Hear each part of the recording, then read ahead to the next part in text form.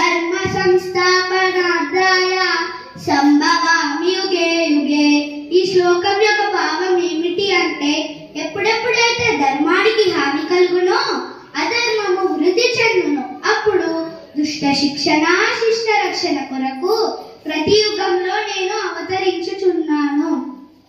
కర్మణ్యేవాధికారస్తే మా ఫలేషు కదాచన మా కర్మ ఫలహేతుర్భూః మా తే సంగోత్స్వ కర్మణి. ఈ శ్లోకం యొక్క భావం ఏమిటి అంటే, ఏదైనా మనం కష్టపడి నేర్చుకోవాలంటే మనం నేర్చుకోవాలి, కానీ దానికి మంచి ఫలితం రాలేదని అక్కడితో ఆపేయకూడదు. మంచి ఫలితం వచ్చే